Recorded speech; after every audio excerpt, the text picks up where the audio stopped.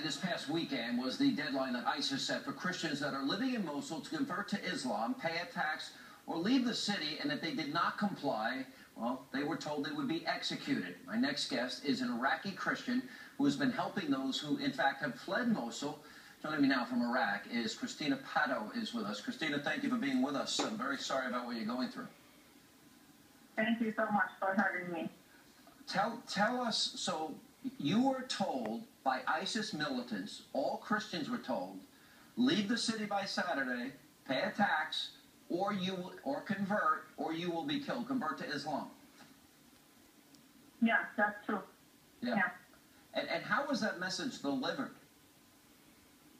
They send messages to the houses of the Christian people, and the message that was written that you have 3 or 4 options, either to pay money, either to convert to Islam, or to be killed. Or the last option was to leave the country, to leave the city of Mosul. Now, what have most people done, and how much was the tax they were looking for? Of course, most of Christian people, they left the city because the amount of the tax was very large for them. I think they said $450 US for each family. And of course, because most of the people are not working now, are not being paid from the government, so they do not have salaries. So how could they pay the tribute? So they leave the city, and I assume that means that they're leaving their homes behind. What about those people that perhaps were too sick to leave? What happened to them? Oh, sorry, off to? In other words, I assume that means they lose their homes, that they'll be confiscated. And what about those Christians that maybe are too sick to leave? What happens to them? Sorry, I can't hear you. The Christian that what? No. Okay. What happened to those people that were unable to leave? Yeah.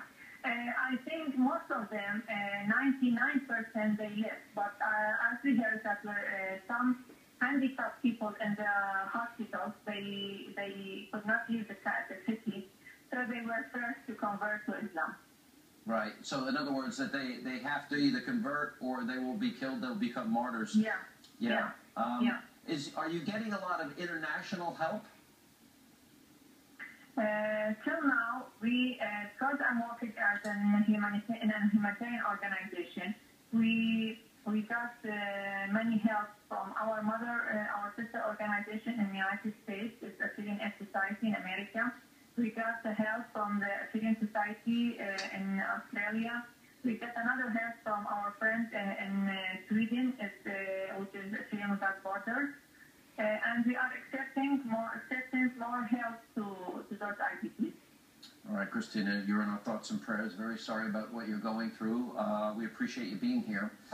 And joining us now, Christians, by the way, in Iraq, they need to know they're not alone. My next guest is making his voice heard on the House of Representatives floor. Watch this. The President of the United States needs to speak out on this issue. Time is of the essence. We cannot afford to wait any longer. Christianity, as we now know it, is being wiped out before our very eyes in Iraq. Here to explain how the White House cannot just sit back and watch while Christians are persecuted and killed in Iraq is the man you just heard from, Congressman Frank Wolf. Congressman, the broader issue here is this desire by radical Islamists to have a worldwide caliphate, which is they want everybody to convert. Infidels, Christians and Jews, otherwise, this is their belief that they should be killed, correct? Correct, and it's genocide against the Christian community there, and the administration is doing almost nothing. They could be calling Maliki, asking Maliki to defend the Christians. Maliki flew the Shia out of Mosul and left the Christians there. Secondly, they could be thanking the Kurds for protecting the Christians and then urging them to continue to protect the Christians. They could also be giving some relief to the Catholic Relief or World Vision to help them. But this is basically genocide, and what you're seeing is, and keep in mind, more biblical activity took place in Iraq than any other country in the world other than Israel. Abraham's from Iraq, Esther from Iraq, Daniel's buried there, and many of the Iraqi Christians speak Aramaic, the same language as Jesus, yet the world is just forgetting them. Well, we've been seeing the destruction of Christian sites left and right.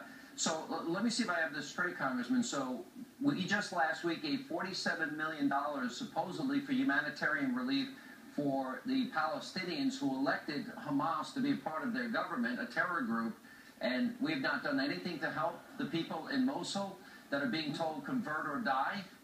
We are not helping the people in Mosul. They have left Mosul. They have gone up to the Kurdish area. The Kurds are protecting them right now. Also, and I appreciate your former person coming on, they were painting N on the houses, Nazarene. The president needs to speak out. Now, Pope Francis has spoken out. Some people in the West have spoken out, not many. The president needs to speak out. The Secretary of State and religious leaders in the West have to come to the defense of the Christian community, or else we will see no longer will we see any Christianity in the Middle East. All right, we're going to stay on the story. Thank you, Congressman, for what you're doing. We appreciate it. And coming up, a new disturbing report about how President Obama